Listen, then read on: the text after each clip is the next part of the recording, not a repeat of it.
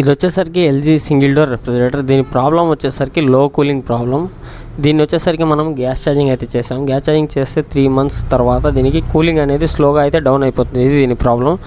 ఎందుకనే మనం ప్రెజర్ అనేది పెట్టి చెక్ చేసాము. ప్రెజర్ అనేది మనకి 150 అనేది పెట్టాము. 150 పెట్టి ప్రెజర్ అనేది పెట్టి చెక్ చేస్తే మనకి కండెన్సర్ అయితే లీక్ లేదు. బట్ ఫ్రీజర్లో వచ్చేసరికి ఒక చిన్న లీక్ అయితే ఉంది. ఇది నేను చూపిస్తాను చూడండి. ఇక్కడ మరియు ఇక్కడ చిన్నగా అయితే లీక్ వస్తుంది.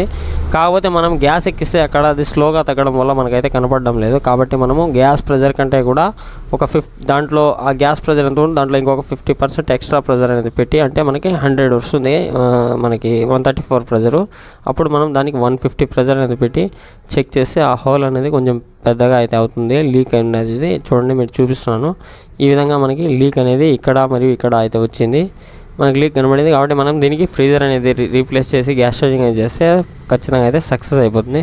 ఓకే ఫ్రెండ్స్, ఇలాంటి మరెన్నో ఇన్ఫర్మేషన్ వీడియోస్ మీకు కావాలంటే మన ఛానల్ని సబ్స్క్రైబ్ చేసుకున్న వీడియో నచ్చితే లైక్ చేయండి, షేర్ చేయండి. Okay, thank you. మరో మంచి వీడియోతో మీతో మళ్ళీ కలుస్తాం.